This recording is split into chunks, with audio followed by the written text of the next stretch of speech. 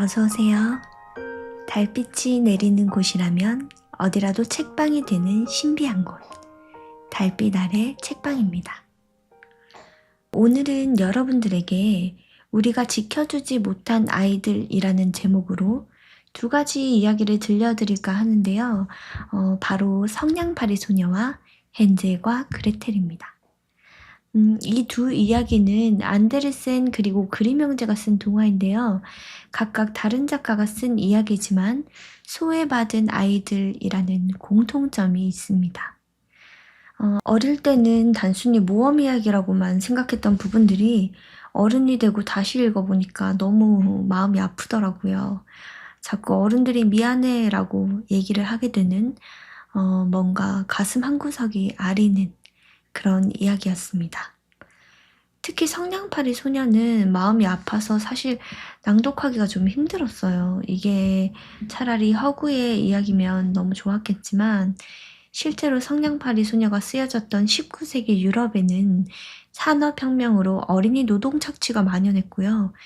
길거리에는 성냥을 팔던 많은 어린이들이 밤늦게까지 일을 했다고 합니다. 요즘은 상상하기가 좀 어려운 일들이죠. 네. 그럼 여러분 오늘도 좋은 꿈 꾸시고요. 여러분들이 이야기의 분위기를 잘 느끼실 수 있도록 오늘도 열심히 읽어보도록 하겠습니다. 그럼 성냥팔이 소녀 그리고 헨젤과 그레텔 지금 시작하겠습니다.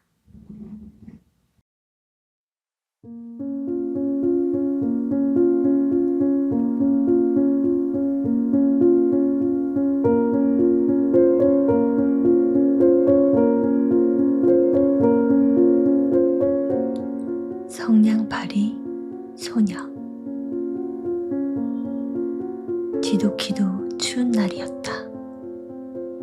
눈이 내리고 어둠이 찾아왔다. 그 해의 마지막 저녁이었다. 한 가엾은 소녀가 모자도 쓰지 않고 맨발로 춥고 우울하게 거리를 걷고 있다. 물론 집을 나설 때 신발을 신고 있었지만 지금은 아무 소용이 없었다. 신발은 엄마의 것이었기에 소녀에게 너무 컸다. 어린 소녀는 길을 뛰어 건너다가 신발 한 짝을 잃어버렸는데 마차 2대가 덜컹거리며 엄청나게 빨리 지나가는 바람에 신발을 다시 찾을 수 없었다. 한 소년이 나중에 아이를 낳으면 요람으로 쓰겠다면서 나머지 한 짝을 가지고 달아나 버렸다. 그래서 어린 소녀는 맨발로 걷고 있었다. 두 발은 꽁꽁 얼어 울긋불긋했다. 낡은 앞치마에 들고 가는 성냥감 몇 개가 있었다. 소녀는 성냥 하나를 손으로 들어 내밀었다. 하지만 하루 종일 소녀에게 성냥을 사려는 사람은 아무도 없었다. 단 한 사람도 1센트를 주지 않았다. 추위와 배고픔으로 벌벌 떨면서 소녀는 기어갔다. 비참한 그림이다. 가엾은 소녀.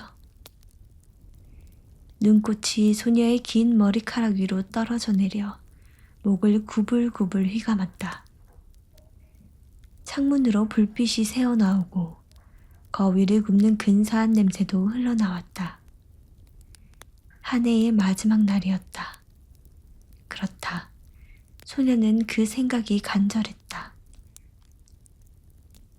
집 두 채 사이 모퉁이에 다른 집보다 길 쪽으로 더 튀어나온 곳이 있었는데 소녀는 그곳에 앉아서 발을 끌어당겨 몸을 웅크렸다. 점점 더 몸이 추웠다. 하지만 집에 갈 엄두가 나지 않았다. 성냥을 팔지 못했기에 1센트도 벌지 못했기에 아버지는 분명 이 소녀를 흠씬 두들겨 팰 것이다. 게다가 집은 너무 추웠다. 지붕 말고는 불어대는 바람을 가릴 게 없었다. 제일 크게 갈라진 틈을 지푸라기와 천조각으로 막았는데도 그랬다. 손은 동상을 입은 듯 거의 움직일 수 없었다. 작은 성냥 하나가 온기를 어느 정도 더해줄지도 몰랐다. 소녀가 성냥갑에서 성냥 하나를 꺼내 벽에 그어서 손을 따뜻하게만 할 수 있다면 소녀는 하나를 꺼냈다. 지지직. 성냥은 탁 소리를 내며 타올랐다. 온기를 주며 작은 초처럼 환한 불꽃을 일으켰다. 소녀가 그 불꽃 위로 손을 올리자 이상한 빛이 일었다. 정말이지 반짝반짝 빛나는 황동 손잡이와 뚜껑이 달린 거대한 쇠난로 앞에 자신이 앉아있는 것 같았다. 불이 얼마나 멋지게 타오르는지, 얼마나 편안한지 소녀가 발도 녹이려 발을 내밀었다. 문득 작은 불꽃이 꺼지고 난로는 사라졌다. 손 안에는 다 타버린 성냥만 남아있었다. 소녀는 성냥을 하나 더 벽에 그었다. 성냥은 밝게 타올랐다. 불빛이 벽을 비추자 하늘하늘한 막처럼 투명해져서 방 안을 훤히 들여다볼 수가 있었다. 탁자에 눈처럼 하얀 식탁보가 덮여있고 그 위에 찬란하게 빛나는 저녁 식사가 차려있다. 사과와 자두로 속을 채워 구운 거위에서 먹음직스럽게 김이 모락모락 피어올랐다. 더더군다나 그 거위가 접시에서 펄쩍 뛰어내려 칼과 포크를 가슴에 품고 이 어린 소녀에게 곧장 걸어왔다. 문득 성냥이 꺼졌다. 두껍고 차가운 벽만 보일 뿐이었다. 성냥 하나를 더 밝혔다. 작년 크리스마스에 부자 상인집 유리문을 통해 본 것보다 훨씬 더 아름다웠다. 수천 개의 초가 초록나무 가지 위에서 활활 타오르고 판화가게에 있는 것과 같은 알록달록한 그림이 소녀를 내려다보았다. 어린 소녀는 두 손을 내밀었다. 문득 성냥이 꺼졌다. 크리스마스 불빛은 더 높이 올라갔다. 불빛은 이제 하늘의 환한 별처럼 보였다. 별 하나가 길게 줄을 이루며 떨어져 내렸다. 소녀는 생각했다. 지금 누군가가 저 세상으로 가고 있구나. 지금은 저 세상으로 간 누구보다 소녀를 사랑했던 할머니는 별이 떨어져 내리면 영혼 하나가 하늘로 올라간 것이라고 말해 주었다. 성냥을 하나 더 벽에 그었다. 다시 환하게 불꽃이 일었다. 그 불꽃 속에 할머니가 친절하고도 사랑스럽게 맑고 환하게 빛을 내며 서 있었다. 소녀가 외쳤다. 할머니, 저를 데려가 주세요. 성냥이 꺼지면 할머니가 사라지려는 걸 알아요. 할머니는 따뜻한 난로처럼 사라질 거예요. 저 맛있는 거위와 아름다운 크리스마스 트리처럼요. 소녀는 할머니와 함께 있고 싶었기에 재빨리 성냥꾸러미를 모두 밝혔다. 성냥이 무척이나 환하게 빛나서 낮보다 더 밝아졌다.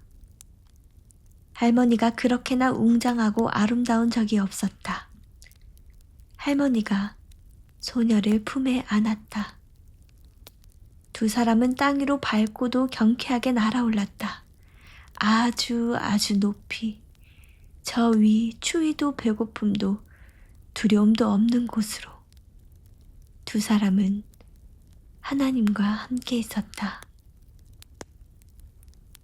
하지만 모퉁이에서 미소 짓는 입술에 붉은 뺨의 어린 소녀가 벽에 기대어 앉아 묵은 해의 마지막 밤에 얼어 죽었다. 새해의 태양이 지근한 한 사람의 모습 위로 떠올랐다. 소녀는 그곳에 얼어 뻣뻣하게 앉아 있었다. 거의 다 타버린 성냥꾸러미를 움켜쥔 채로. 헨젤과 그레텔. 울창한 숲에 자신의 아내와 두 아이와 함께 힘들게 사는 어느 가난한 나무꾼이 있었어요. 두 아이의 이름은 각각 헨젤과 그레텔이었어요. 나무꾼은 정말 입에 풀칠도 못할 만큼 가난했어요. 그런데 대기근이 이 지역에도 덮치자 이젠 정말이지 더는 빵을 구할 수가 없게 되었어요. 그래서 아빠는 누워서도 생각하고 또 생각했어요.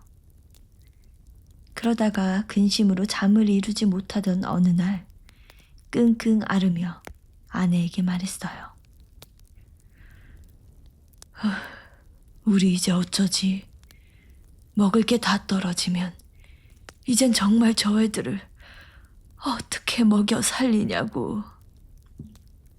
실은 나도 할 얘기가 있는데 여보, 라며 여자가 말했어요. 내일 아침 일찍 우리가 저 애들을 가장 울창한 숲속으로 데려가 모닥불을 피우고 빵 한 조각씩만 나눠준 다음 우린 땔감을 구하러 간다고 하고서 자리를 떠나는 거야. 그럼 저 애들만 남을 거잖아. 그리 되면 집으로 오는 방법을 못 찾을 거니 저 애들을 떼어놓을 수가 있지. 두 남매도 잠을 이루지 못하고 있었는데 배가 고파서예요.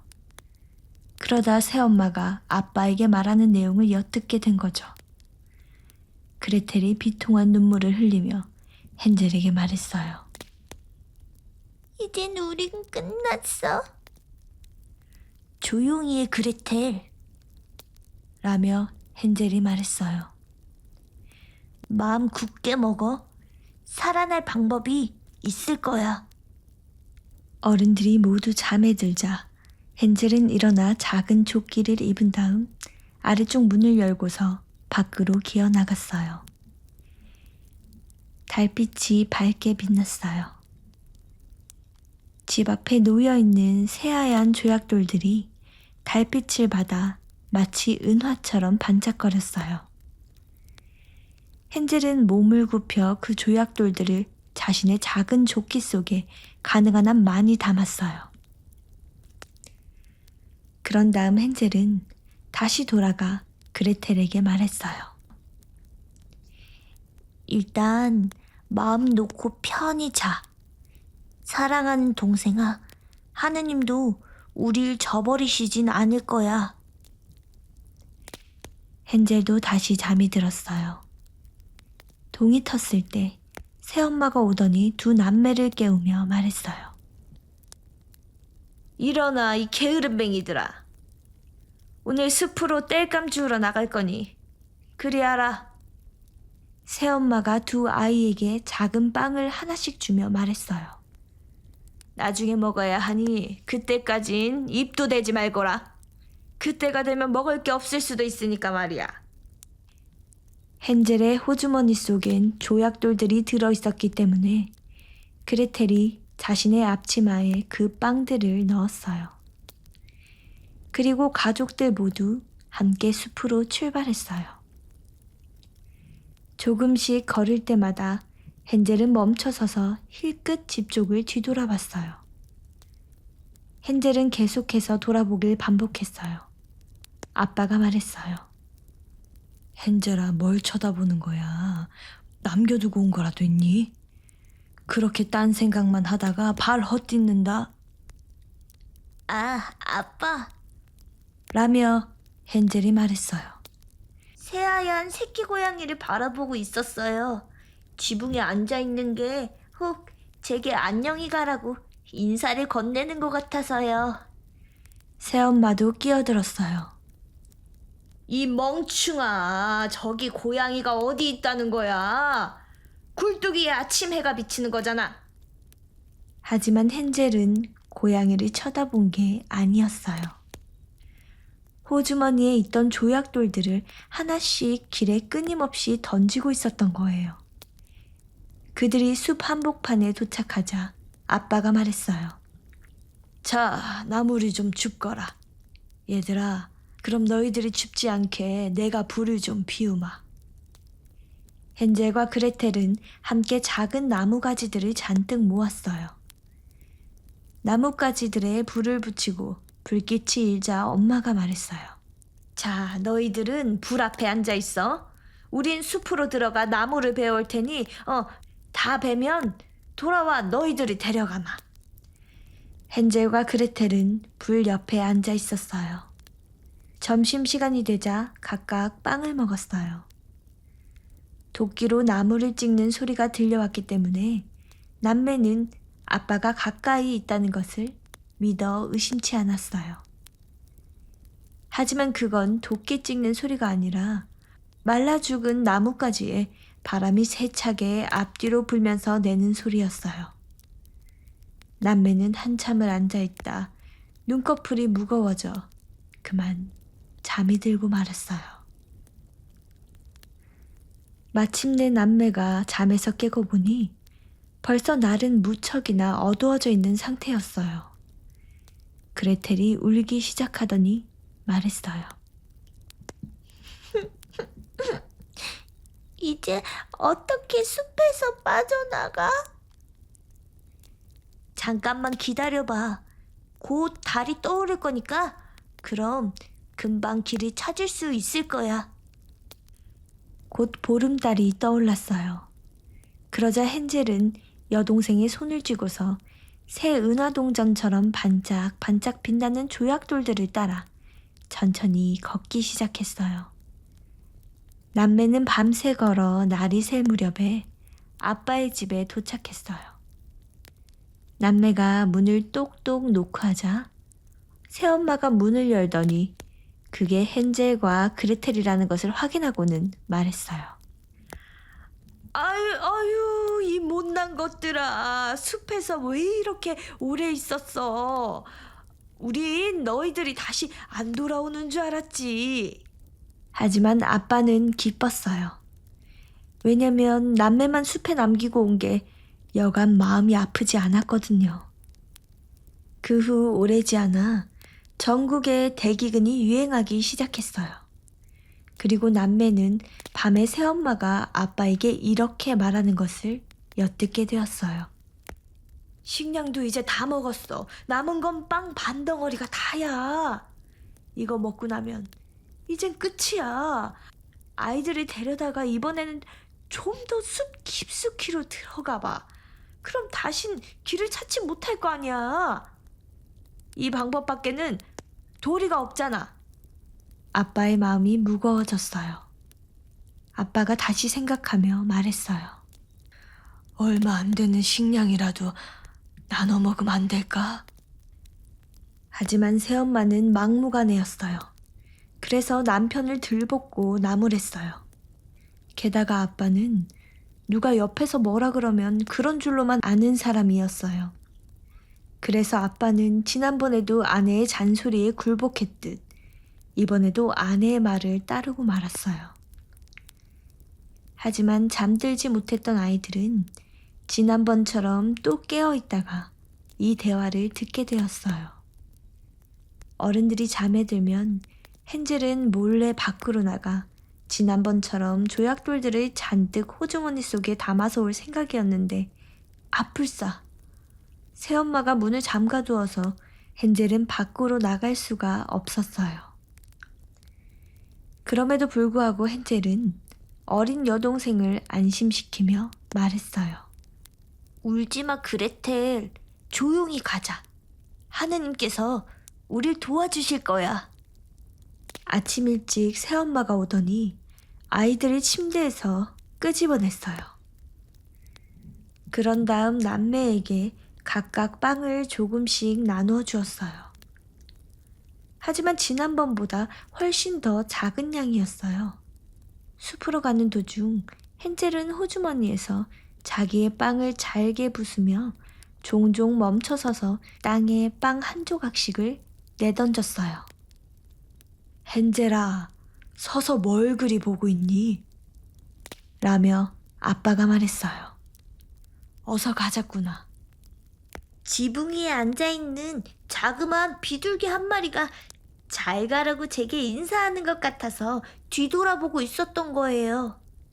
라며 헨젤이 대답했어요. 얼가나, 저게 뭐가 네 작은 비둘기라는 거야. 그건 굴뚝 위에 아침 햇살이 비치는 거야. 하지만 헨젤은 조금씩 길에 빵 조각들을 내던졌어요. 남매들이 전에 와봤던 곳보다 훨씬 더 숲 깊숙이로 데리고 갔어요. 그런 다음 큰 불을 피우더니 새엄마가 말했어요. 너희들은 거기에 가만히 앉아 있어라. 피곤하면 잠시 눈을 붙여도 된다. 우리들은 숲으로 가서 나무를 벨 거니 우리 일이 다 끝나는 저녁에 다시 와서 너희들을 데리고 가마. 난 12시가 되었어요. 그래서 그레텔이 자기 몫의 빵을 오빠와 나누어 먹었어요. 헨젤의 빵은 오는 도중에 다 흩뿌렸으니까요. 그리고 남매는 잠이 들었어요. 저녁이 되었는데도 어머나 세상에, 아무도 이 불쌍한 아이들을 찾으러 오지 않는 거예요. 밤이 늦도록 남매는 깨어 있었어요. 무서워서요. 헨젤이 어린 동생을 안심시키며 말했어요. 기다려보자, 그레텔. 달이 떠오르면, 그러면 내가 오는 길에 흩뿌려 놓았던 빵 조각들이 보이기 시작할 거야. 그럼 집으로 갈 수 있을 거야. 달이 떠오르고 남매가 출발을 하려고 보니 이런 빵 조각들이 안 보이는 거예요. 왜냐하면 숲과 들에 사는 수천 마리의 새들이 달려들어 빵 조각들을 모두 쪼아먹었기 때문이죠. 헨젤이 그레텔에게 말했어요. 곧 길을 찾을 수 있을 거야. 하지만 남매는 도무지 길을 찾지 못했어요. 오늘은 밤새 걷고 다음 날도 아침부터 저녁 때까지 걸었지만 숲을 빠져나오지 못했어요.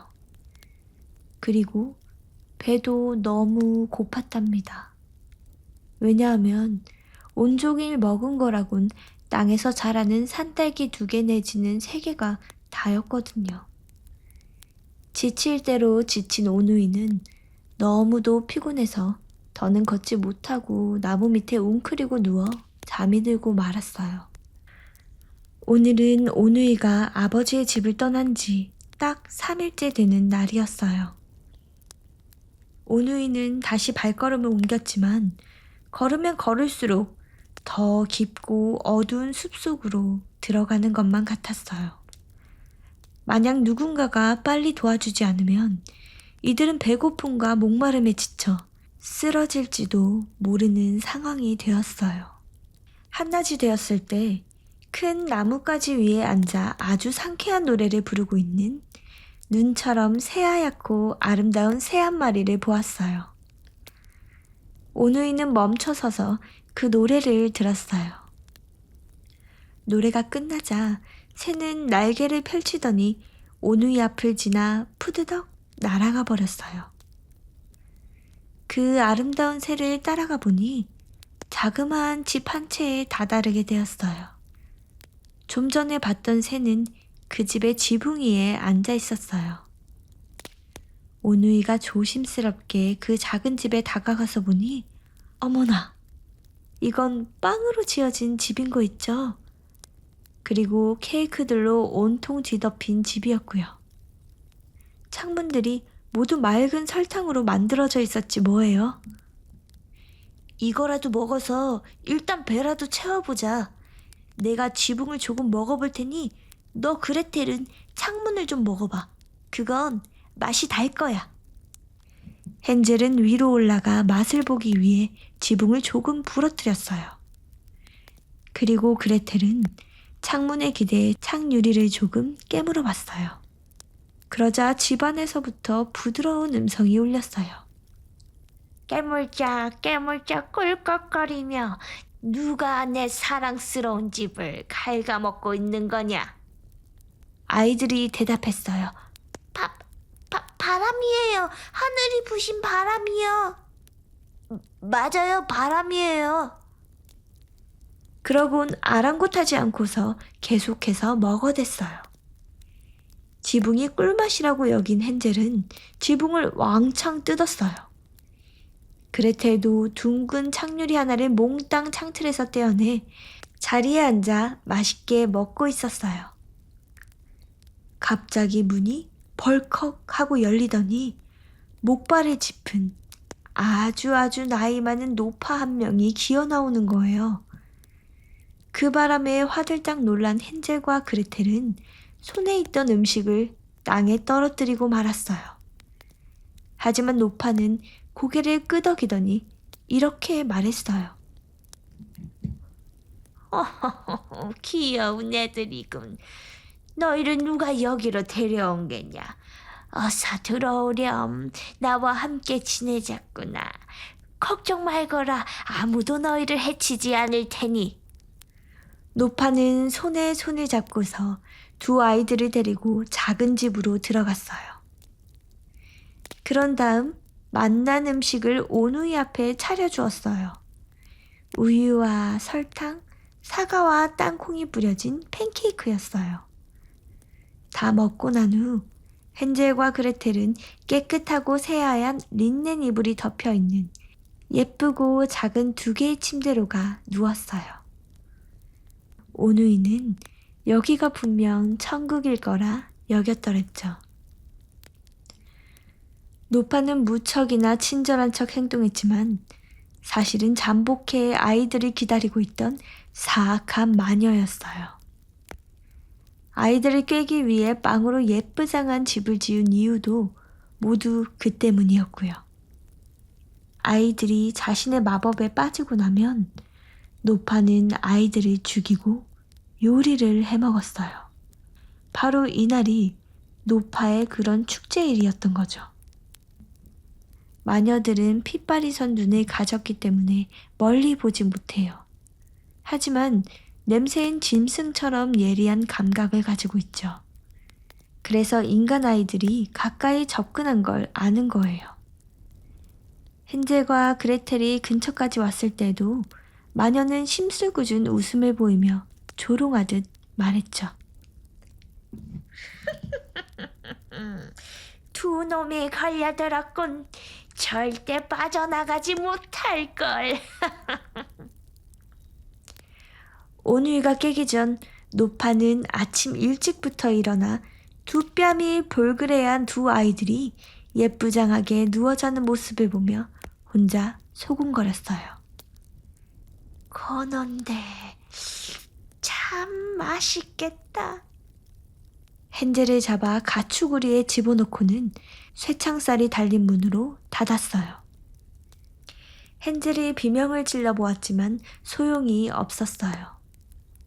그런 다음 노파는 그레텔에게로 가 흔들어 깨우며 소리쳤어요. 냉큼 일어나 이 게으름뱅이야. 가서 물을 길어와. 그리고 네 오빠가 먹을 만한 걸로 맛난 걸 만들어봐. 그 녀석은 가축우리에 있다. 어서 살을 찌워야 해서 말이지. 살이 다 찌면 내가 먹게 될 거다.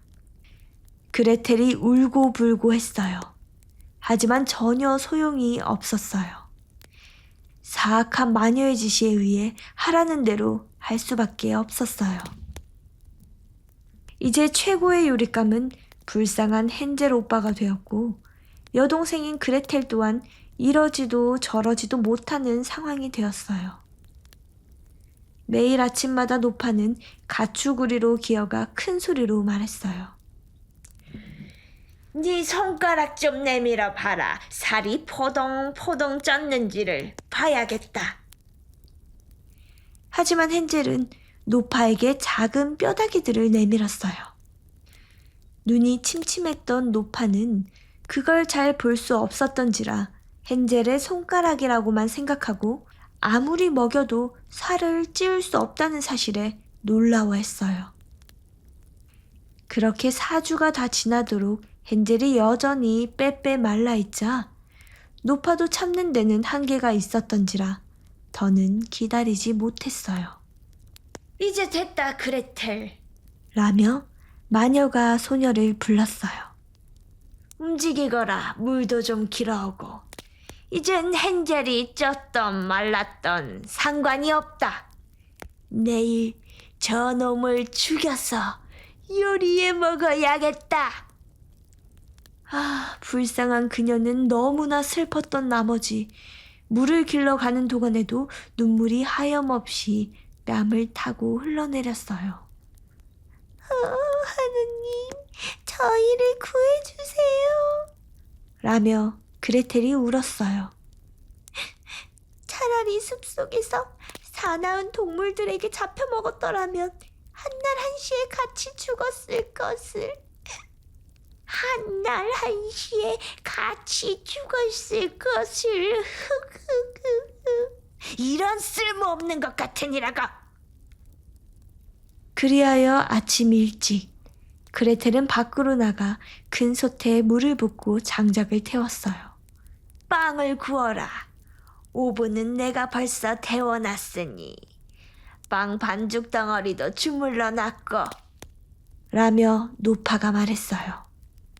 노파는 불쌍한 그레텔을 오븐으로 몰고 갔어요. 거기선 벌써 화염이 탁탁 하고 타오르고 있었어요. 빵을 넣어야 하니 기어 들어가서 적당히 데워졌는지 보거라. 하지만 그레텔이 일단 오븐 안으로 들어가면 마녀는 즉시 오븐을 닫고 그녀를 구울 참이었어요. 여동생인 그레텔도 잡아먹을 생각이었던 거죠. 하지만 그레텔의 눈엔 마녀가 지금 무슨 꿍꿍이 생각을 하고 있는지 다 보였어요. 그래서 그레텔이 말했어요. 어떻게 들어가는지 전 모르겠는걸요. 어떻게 들어가는데요? 이 멍충아! 문이 이렇게 큰데. 자, 보거라. 내가 직접 시범을 보여줄 테니. 노파는 슬금 기어오르며 오븐 속으로 고개를 넣어 보였어요. 그때 그레텔이 마녀를 훅 밀쳐 오븐 훨씬 안쪽으로 넣고는 철제문을 닫고 걸쇠를 걸어버렸어요. 그러자 마녀가 몹시 끔찍한 소리를 지르기 시작했어요. 하지만 그레텔은 냉큼 그 자리를 떠났어요. 사악한 마녀는 그렇게 거기서 죽을 때까지 태워졌어요. 그 후 손살같이 헨젤에게 달려간 그레텔은 가축우리를 열며 소리쳤어요. 오빠, 우리 살았어. 늙은 마녀가 죽었어. 헨젤은 동생이 열어준 문을 통해 가축우리에서 한 마리 새처럼 빠져나왔어요. 오누이가 서로 부둥켜 안으며 얼마나 기뻐하는지 서로 뽀뽀하고 춤추고 난리도 아니었어요. 마녀가 죽었기 때문에 더 이상 두려울 것이 없어진 오누이가 다시 마녀의 집으로 들어가 보았어요. 구석구석 진주와 보석들로 가득 찬 괴짝들이 놓여져 있지 뭐예요? 조약돌보다 훨씬 나은데? 라고 헨젤이 말했어요. 그러면서 헨젤은 진주와 보석들을 호주머니에 넣을 수 있는 만큼 잔뜩 넣었어요. 그러자 그레텔도 말했어요. 나도 집으로 좀 가져가야지. 그러면서 그레텔은 앞치마를 가득 채웠어요. 지금 빠져나간다면 마녀의 숲을 빠져나갈 수 있을 거야. 라며 헨젤이 말했어요. 오누이가 2시간가량 걷자 꽤 큼직한 호수가 하나 나왔어요. 어떻게 건너지? 판자떼기도 안 보이고 다리도 안 보이는데. 라며 헨젤이 말했어요. 그리고 양쪽으로 오가는 보트도 없나 봐. 흰 오리 하나가 저쪽에서 헤엄치고 있네. 내가 저 애한테 물어볼게. 우리를 건너게 도와줄 수 있을지 말이야. 그런 다음 그레텔이 소리쳤어요. 귀여운 오리야, 사랑스러운 오리야. 그래, 너 말이야. 우리 좀 도와주지 않을래? 판자떼기도 다리도 보이지 않거든. 우리를 네 새하얀 등에다 좀 태워서 건너게 해줄래? 오리가 오누이에게로 왔어요. 헨젤이 오리의 등에 앉으며 여동생 보고도 옆에 앉으라고 말했어요. 안 돼, 오빠. 그럼 새끼 오리가 감당하기엔 너무 무겁잖아. 한 명씩 옮겨달라고 하자. 그레텔이 말했어요. 착한 새끼 오리는 헨젤과 그레텔을 등에 태우고 호수를 건너주었어요. 잠시 걷자 숲이 눈에 서서히 익숙해져만 가는 것 같더니 마침내 저 멀리 아빠의 집이 보였어요. 오누이는 뛰기 시작했어요. 곧 허겁지겁 거실로 돌진한 오누이가 아빠의 팔에 안겼어요. 아이들을 그렇게 숲에다 남겨두고 온 이후로 아빠는 한시도 행복하지 않았죠. 게다가 아이들의 새엄마도 죽었고 말이죠. 그런데 방금 나타난 그레텔이 방을 바삐 뛰어다니며 자신의 앞치마에 싸가지고 온 진주들과 보석용 원석들을 탈탈 털어내지 뭐예요. 헨젤 또한 자신의 주머니에서 보석 한 움큼 또 한 움큼을 그레텔이 내려놓은 보석들 위에다 던지는 거예요. 그리하여 모든 근심 걱정을랑 털어버리고 그들은 완벽한 행복 속에서 함께 살았더랬죠. 제 이야기는 여기서 끝이랍니다. 성냥팔이 소녀. 지독히도 추운 날이었다. 눈이 내리고 어둠이 찾아왔다. 그 해의 마지막 저녁이었다. 한 가엾은 소녀가 모자도 쓰지 않고 맨발로 춥고 우울하게 거리를 걷고 있다. 물론 집을 나설 때 신발을 신고 있었지만 지금은 아무 소용이 없었다. 신발은 엄마의 것이었기에 소녀에게 너무 컸다. 어린 소녀는 길을 뛰어 건너다가 신발 한 짝을 잃어버렸는데 마차 2대가 덜컹거리며 엄청나게 빨리 지나가는 바람에 신발을 다시 찾을 수 없었다. 한 소년이 나중에 아이를 낳으면 요람으로 쓰겠다면서 나머지 한 짝을 가지고 달아나 버렸다. 그래서 어린 소녀는 맨발로 걷고 있었다. 두 발은 꽁꽁 얼어 울긋불긋했다. 낡은 앞치마에 들고 가는 성냥감 몇 개가 있었다. 소녀는 성냥 하나를 손으로 들어 내밀었다. 하지만 하루 종일 소녀에게 성냥을 사려는 사람은 아무도 없었다. 단 한 사람도 1센트를 주지 않았다.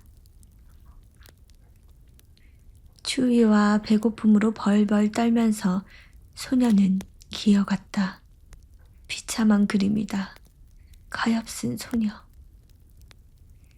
눈꽃이 소녀의 긴 머리카락 위로 떨어져 내려 목을 구불구불 휘감았다. 창문으로 불빛이 새어나오고 거위를 굽는 근사한 냄새도 흘러나왔다. 한 해의 마지막 날이었다. 그렇다. 소녀는 그 생각이 간절했다. 집 두 채 사이 모퉁이에 다른 집보다 길쪽으로 더 튀어나온 곳이 있었는데 소녀는 그곳에 앉아서 발을 끌어당겨 몸을 웅크렸다. 점점 더 몸이 추웠다. 하지만 집에 갈 엄두가 나지 않았다. 성냥을 팔지 못했기에 1센트도 벌지 못했기에 아버지는 분명 이 소녀를 흠씬 두들겨 팰 것이다. 게다가 집은 너무 추웠다. 지붕 말고는 불어대는 바람을 가릴 게 없었다. 제일 크게 갈라진 틈을 지푸라기와 천조각으로 막았는데도 그랬다. 손은 동상을 입은 듯 거의 움직일 수 없었다. 작은 성냥 하나가 온기를 어느 정도 더해줄지도 몰랐다. 소녀가 성냥갑에서 성냥 하나를 꺼내 벽에 그어서 손을 따뜻하게만 할 수 있다면 소녀는 하나를 꺼냈다. 지지직. 성냥은 탁 소리를 내며 타올랐다. 온기를 주며 작은 초처럼 환한 불꽃을 일으켰다. 소녀가 그 불꽃 위로 손을 올리자 이상한 빛이 일었다. 정말이지 반짝반짝 빛나는 황동 손잡이와 뚜껑이 달린 거대한 쇠난로 앞에 자신이 앉아있는 것 같았다. 불이 얼마나 멋지게 타오르는지, 얼마나 편안한지 소녀가 발도 녹이려 발을 내밀었다.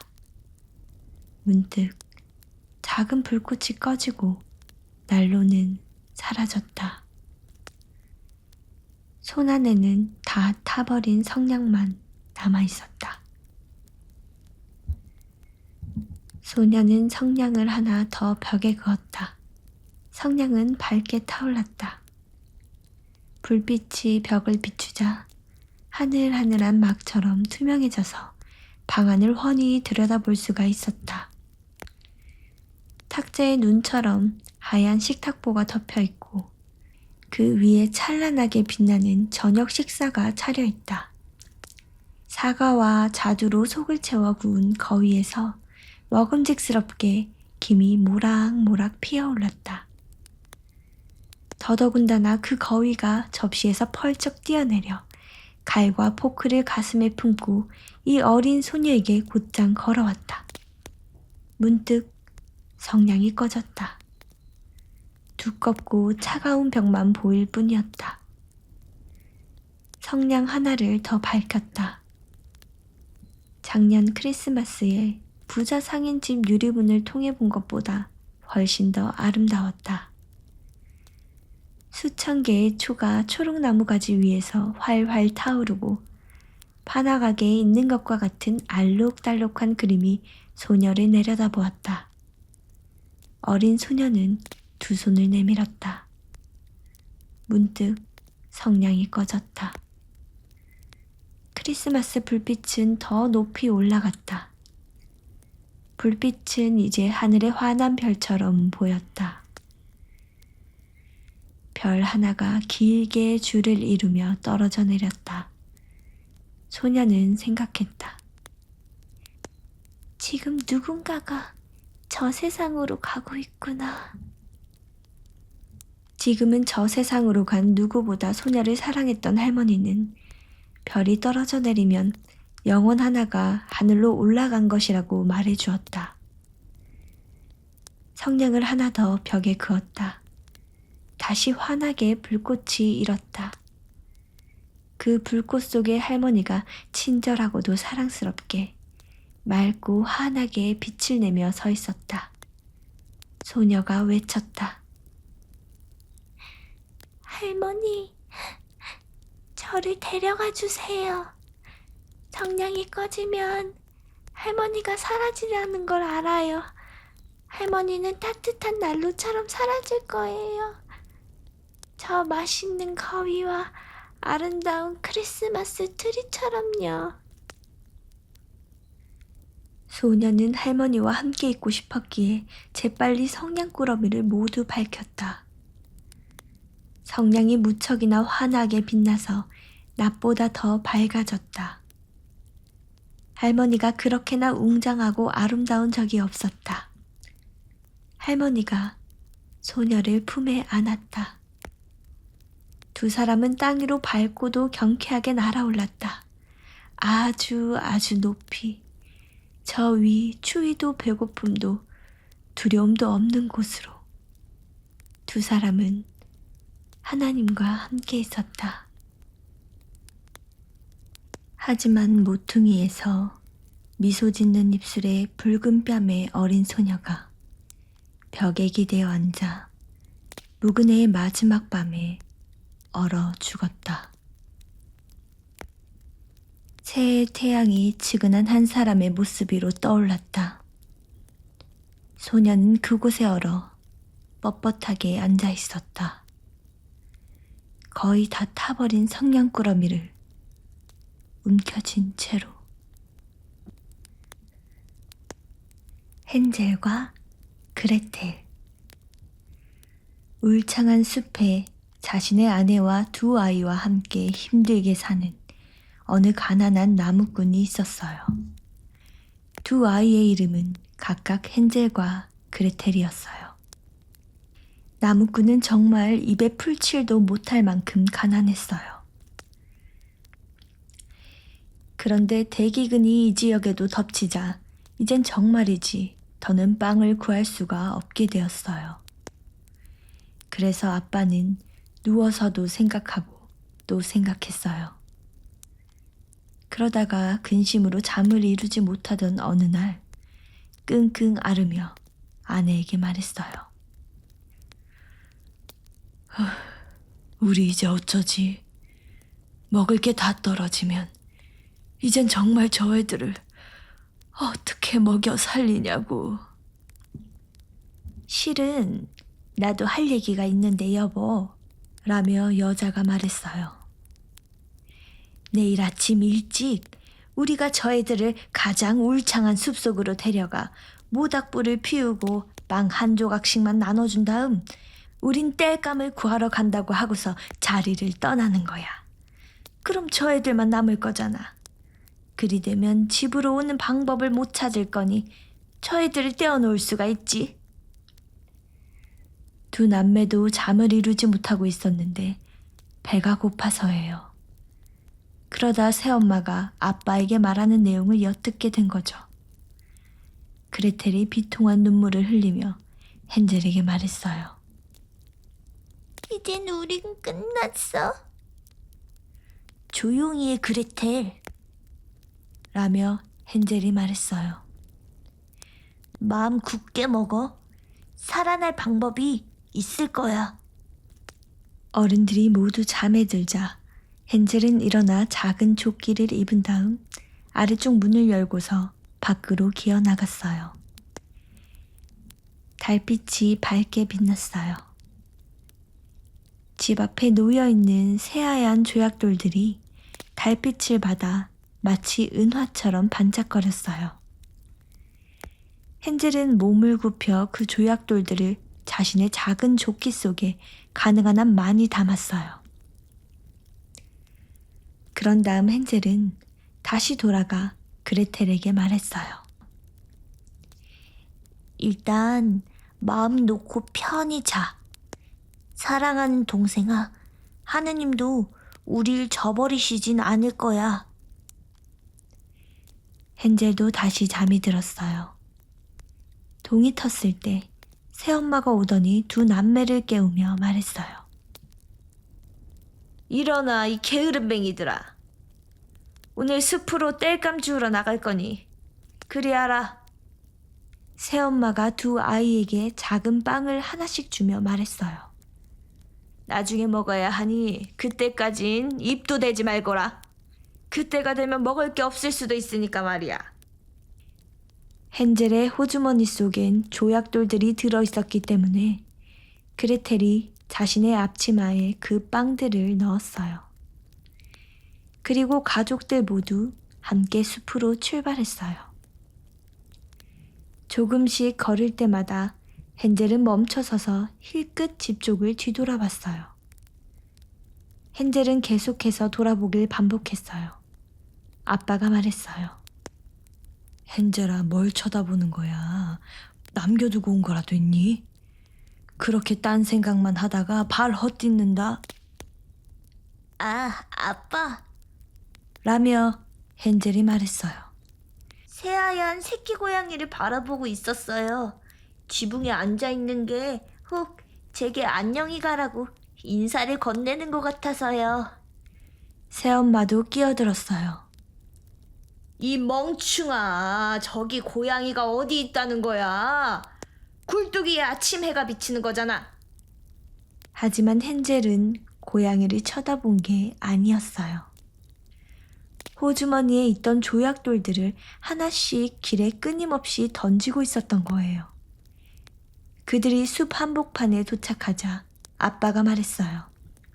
자, 나무를 좀 줍거라. 얘들아, 그럼 너희들이 춥지 않게 내가 불을 좀 피우마. 헨젤과 그레텔은 함께 작은 나무가지들을 잔뜩 모았어요. 나뭇가지들에 불을 붙이고 불빛이 일자 엄마가 말했어요. 자, 너희들은 불 앞에 앉아 있어. 우린 숲으로 들어가 나무를 베어올 테니 다 베면 돌아와 너희들이 데려가마. 헨젤과 그레텔은 불 옆에 앉아 있었어요. 점심시간이 되자 각각 빵을 먹었어요. 도끼로 나무를 찍는 소리가 들려왔기 때문에 남매는 아빠가 가까이 있다는 것을 믿어 의심치 않았어요. 하지만 그건 도끼 찍는 소리가 아니라 말라 죽은 나뭇가지에 바람이 세차게 앞뒤로 불면서 내는 소리였어요.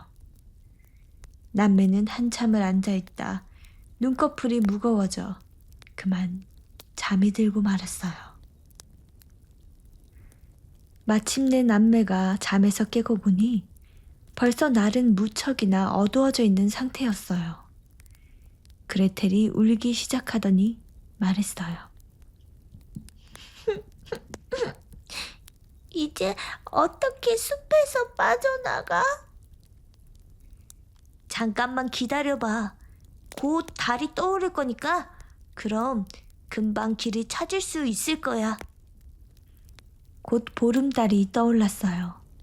그러자 헨젤은 여동생의 손을 쥐고서 새 은화동전처럼 반짝반짝 빛나는 조약돌들을 따라 천천히 걷기 시작했어요. 남매는 밤새 걸어 날이 새 무렵에 아빠의 집에 도착했어요. 남매가 문을 똑똑 놓고 하자 새엄마가 문을 열더니 그게 헨젤과 그레텔이라는 것을 확인하고는 말했어요. 아유, 이 못난 것들아. 숲에서 왜 이렇게 오래 있었어? 우린 너희들이 다시 안 돌아오는 줄 알았지. 하지만 아빠는 기뻤어요. 왜냐면 남매만 숲에 남기고 온 게 여간 마음이 아프지 않았거든요. 그 후 오래지 않아 전국에 대기근이 유행하기 시작했어요. 그리고 남매는 밤에 새엄마가 아빠에게 이렇게 말하는 것을 엿듣게 되었어요. 식량도 이제 다 먹었어. 남은 건 빵 반 덩어리가 다야. 이거 먹고 나면 이젠 끝이야. 아이들을 데려다가 이번에는 좀 더 숲 깊숙이로 들어가 봐. 그럼 다신 길을 찾지 못할 거 아니야. 이 방법밖에는 도리가 없잖아. 아빠의 마음이 무거워졌어요. 아빠가 다시 생각하며 말했어요. 얼마 안 되는 식량이라도 나눠 먹으면 안 될까? 하지만 새엄마는 막무가내였어요. 그래서 남편을 들볶고 나무랬어요. 게다가 아빠는 누가 옆에서 뭐라 그러면 그런 줄로만 아는 사람이었어요. 그래서 아빠는 지난번에도 아내의 잔소리에 굴복했듯 이번에도 아내의 말을 따르고 말았어요. 하지만 잠들지 못했던 아이들은 지난번처럼 또 깨어 있다가 이 대화를 듣게 되었어요. 어른들이 잠에 들면 헨젤은 몰래 밖으로 나가 지난번처럼 조약돌들을 잔뜩 호주머니 속에 담아서 올 생각이었는데 아플싸. 새엄마가 문을 잠가두어서 헨젤은 밖으로 나갈 수가 없었어요. 그럼에도 불구하고 헨젤은 어린 여동생을 안심시키며 말했어요. 울지마 그레텔. 조용히 가자. 하느님께서 우릴 도와주실 거야. 아침 일찍 새엄마가 오더니 아이들을 침대에서 끄집어냈어요. 그런 다음 남매에게 각각 빵을 조금씩 나누어 주었어요. 하지만 지난번보다 훨씬 더 작은 양이었어요. 숲으로 가는 도중 헨젤은 호주머니에서 자기의 빵을 잘게 부수며 종종 멈춰서서 땅에 빵 한 조각씩을 내던졌어요. 헨젤아, 서서 뭘 그리 보고 있니? 라며 아빠가 말했어요. 어서 가자꾸나. 지붕 위에 앉아있는 자그마한 비둘기 한 마리가 잘 가라고 제게 인사하는 것 같아서 뒤돌아보고 있었던 거예요. 라며 헨젤이 대답했어요. 얼가나, 저게 뭐가 네 작은 비둘기라는 거야. 그건 굴뚝 위에 아침 햇살이 비치는 거야. 하지만 헨젤은 조금씩 길에 빵 조각들을 내던졌어요. 남매들이 전에 와봤던 것보다 훨씬 더 숲 깊숙이로 데리고 갔어요. 그런 다음 큰 불을 피우더니 새엄마가 말했어요. 너희들은 거기에 가만히 앉아 있어라. 피곤하면 잠시 눈을 붙여도 된다. 우리들은 숲으로 가서 나무를 벨 거니 우리 일이 다 끝나는 저녁에 다시 와서 너희들을 데리고 가마. 난 12시가 되었어요. 그래서 그레텔이 자기 몫의 빵을 오빠와 나누어 먹었어요. 헨젤의 빵은 오는 도중에 다 흩뿌렸으니까요. 그리고 남매는 잠이 들었어요. 저녁이 되었는데도 어머나 세상에, 아무도 이 불쌍한 아이들을 찾으러 오지 않는 거예요. 밤이 늦도록 남매는 깨어 있었어요. 무서워서요. 헨젤이 어린 동생을 안심시키며 말했어요. 기다려보자, 그레텔. 달이 떠오르면, 그러면 내가 오는 길에 흩뿌려 놓았던 빵 조각들이 보이기 시작할 거야. 그럼 집으로 갈 수 있을 거야. 달이 떠오르고 남매가 출발을 하려고 보니 이런 빵 조각들이 안 보이는 거예요. 왜냐하면 숲과 들에 사는 수천 마리의 새들이 달려들어 빵 조각들을 모두 쪼아먹었기 때문이죠. 헨젤이 그레텔에게 말했어요. 곧 길을 찾을 수 있을 거야. 하지만 남매는 도무지 길을 찾지 못했어요. 오늘은 밤새 걷고 다음 날도 아침부터 저녁 때까지 걸었지만 숲을 빠져나오지 못했어요. 그리고 배도 너무 고팠답니다. 왜냐하면 온종일 먹은 거라곤 땅에서 자라는 산딸기 2개 내지는 3개가 다였거든요. 지칠 대로 지친 오누이는 너무도 피곤해서 더는 걷지 못하고 나무 밑에 웅크리고 누워 잠이 들고 말았어요. 오늘은 오누이가 아버지의 집을 떠난 지 딱 3일째 되는 날이었어요. 오누이는 다시 발걸음을 옮겼지만 걸으면 걸을수록 더 깊고 어두운 숲속으로 들어가는 것만 같았어요. 만약 누군가가 빨리 도와주지 않으면 이들은 배고픔과 목마름에 지쳐 쓰러질지도 모르는 상황이 되었어요. 한낮이 되었을 때 큰 나뭇가지 위에 앉아 아주 상쾌한 노래를 부르고 있는 눈처럼 새하얗고 아름다운 새 한 마리를 보았어요. 오누이는 멈춰서서 그 노래를 들었어요. 노래가 끝나자 새는 날개를 펼치더니 오누이 앞을 지나 푸드덕 날아가 버렸어요. 그 아름다운 새를 따라가 보니 자그마한 집 한 채에 다다르게 되었어요. 좀 전에 봤던 새는 그 집의 지붕 위에 앉아 있었어요. 오누이가 조심스럽게 그 작은 집에 다가가서 보니 어머나, 이건 빵으로 지어진 집인 거 있죠? 그리고 케이크들로 온통 뒤덮인 집이었고요. 창문들이 모두 맑은 설탕으로 만들어져 있었지 뭐예요. 이거라도 먹어서 일단 배라도 채워보자. 내가 지붕을 조금 먹어볼 테니 너 그레텔은 창문을 좀 먹어봐. 그건 맛이 달 거야. 헨젤은 위로 올라가 맛을 보기 위해 지붕을 조금 부러뜨렸어요. 그리고 그레텔은 창문에 기대에 창유리를 조금 깨물어 봤어요. 그러자 집안에서부터 부드러운 음성이 울렸어요. 깨물자 깨물자 꿀꺽거리며 누가 내 사랑스러운 집을 갉아먹고 있는 거냐? 아이들이 대답했어요. 바람이에요. 하늘이 부신 바람이요. 맞아요, 바람이에요. 그러곤 아랑곳하지 않고서 계속해서 먹어댔어요.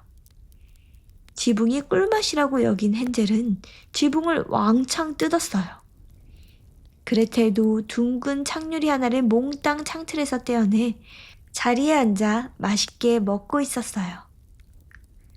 갑자기 문이 벌컥 하고 열리더니 목발을 짚은 아주 나이 많은 노파 한 명이 기어 나오는 거예요. 그 바람에 화들짝 놀란 헨젤과 그레텔은 손에 있던 음식을 땅에 떨어뜨리고 말았어요. 하지만 노파는 고개를 끄덕이더니 이렇게 말했어요. 귀여운 애들이군. 너희를 누가 여기로 데려온 게냐? 어서 들어오렴. 나와 함께 지내자꾸나. 걱정 말거라. 아무도 너희를 해치지 않을 테니. 노파는 손에 손을 잡고서 두 아이들을 데리고 작은 집으로 들어갔어요. 그런 다음 맛난 음식을 온우이 앞에 차려주었어요. 우유와 설탕, 사과와 땅콩이 뿌려진 팬케이크였어요. 다 먹고 난 후 헨젤과 그레텔은 깨끗하고 새하얀 린넨 이불이 덮여있는 예쁘고 작은 2개의 침대로 가 누웠어요.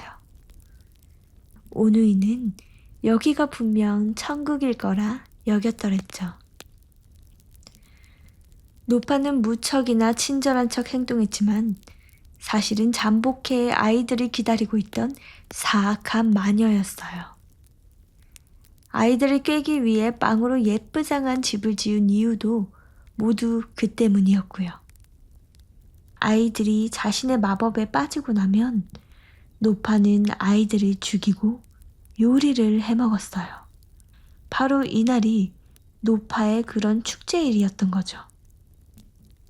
마녀들은 핏발이 선 눈을 가졌기 때문에 멀리 보지 못해요. 하지만 냄새인 짐승처럼 예리한 감각을 가지고 있죠. 그래서 인간 아이들이 가까이 접근한 걸 아는 거예요. 헨젤과 그레텔이 근처까지 왔을 때도 마녀는 심술궂은 웃음을 보이며 조롱하듯 말했죠. 두 놈이 걸려들었군. 절대 빠져나가지 못할걸. 온우이가 깨기 전 노파는 아침 일찍부터 일어나 두 뺨이 볼그레한 두 아이들이 예쁘장하게 누워 자는 모습을 보며 혼자 소곤거렸어요. 그런데 참 맛있겠다. 헨젤을 잡아 가축우리에 집어넣고는 쇠창살이 달린 문으로 닫았어요. 헨젤이 비명을 질러 보았지만 소용이 없었어요. 그런 다음 노파는 그레텔에게로 가 흔들어 깨우며 소리쳤어요. 냉큼 일어나 이 게으름뱅이야. 가서 물을 길어와. 그리고 네 오빠가 먹을 만한 걸로 맛난 걸 만들어봐. 그 녀석은 가축우리에 있다. 어서 살을 찌워야 해서 말이지. 살이 다 찌면 내가 먹게 될 거다. 그레텔이 울고불고 했어요. 하지만 전혀 소용이 없었어요. 사악한 마녀의 지시에 의해 하라는 대로 할 수밖에 없었어요. 이제 최고의 요리감은 불쌍한 헨젤 오빠가 되었고 여동생인 그레텔 또한 이러지도 저러지도 못하는 상황이 되었어요. 매일 아침마다 노파는 가축우리로 기어가 큰 소리로 말했어요. 네 손가락 좀 내밀어 봐라. 살이 포동포동 쪘는지를 봐야겠다. 하지만 헨젤은 노파에게 작은 뼈다귀들을 내밀었어요.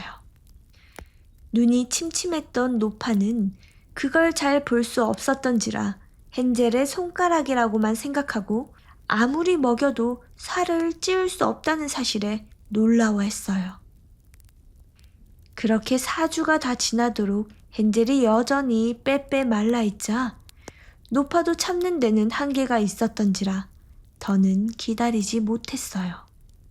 이제 됐다, 그레텔. 라며 마녀가 소녀를 불렀어요. 움직이거라. 물도 좀 길어오고. 이젠 헨젤이 쪘던 말랐던 상관이 없다. 내일 저놈을 죽여서 요리해 먹어야겠다.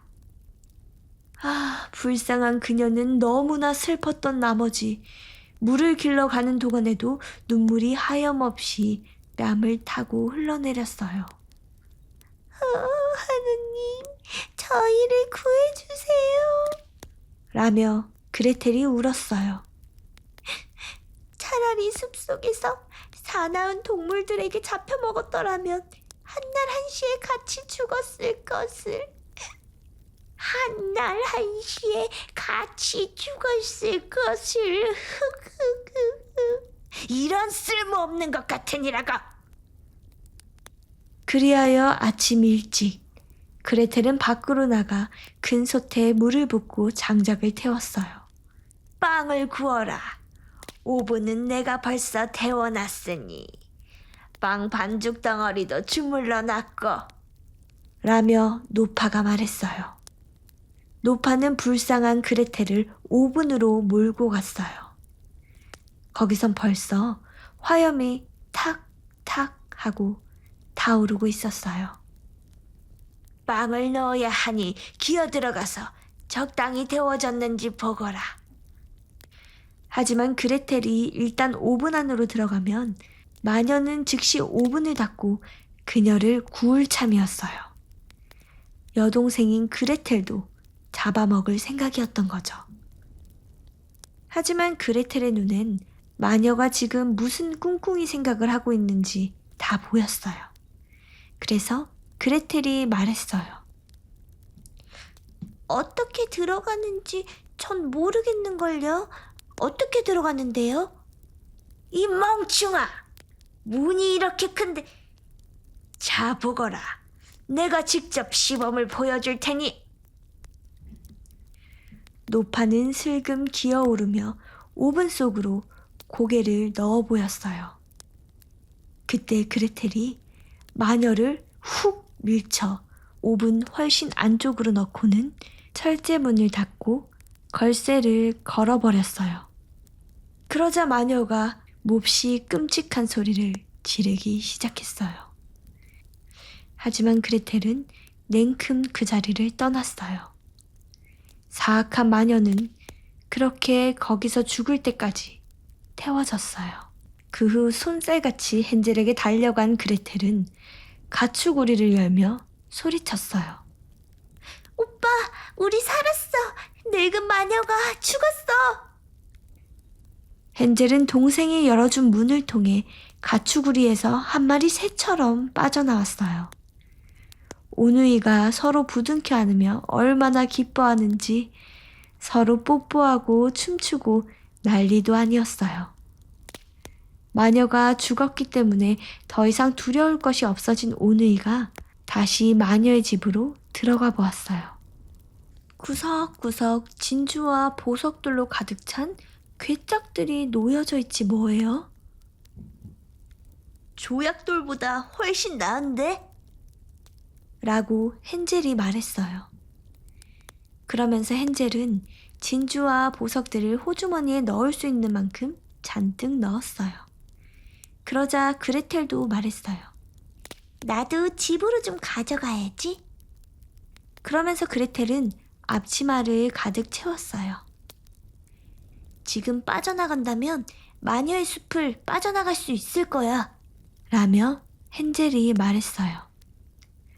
오누이가 2시간가량 걷자 꽤 큼직한 호수가 하나 나왔어요. 어떻게 건너지? 판자떼기도 안 보이고 다리도 안 보이는데? 라며 헨젤이 말했어요. 그리고 양쪽으로 오가는 보트도 없나 봐. 흰 오리 하나가 저쪽에서 헤엄치고 있네. 내가 저 애한테 물어볼게. 우리를 건너게 도와줄 수 있을지 말이야. 그런 다음 그레텔이 소리쳤어요. 귀여운 오리야, 사랑스러운 오리야. 그래, 너 말이야. 우리 좀 도와주지 않을래? 판자떼기도 다리도 보이지 않거든. 우리를 네 새하얀 등에다 좀 태워서 건너게 해줄래? 오리가 오누이에게로 왔어요. 헨젤이 오리의 등에 앉으며 여동생 보고도 옆에 앉으라고 말했어요. 안 돼, 오빠. 그럼 새끼 오리가 감당하기엔 너무 무겁잖아. 한 명씩 옮겨달라고 하자. 그레텔이 말했어요. 착한 새끼 오리는 헨젤과 그레텔을 등에 태우고 호수를 건너주었어요.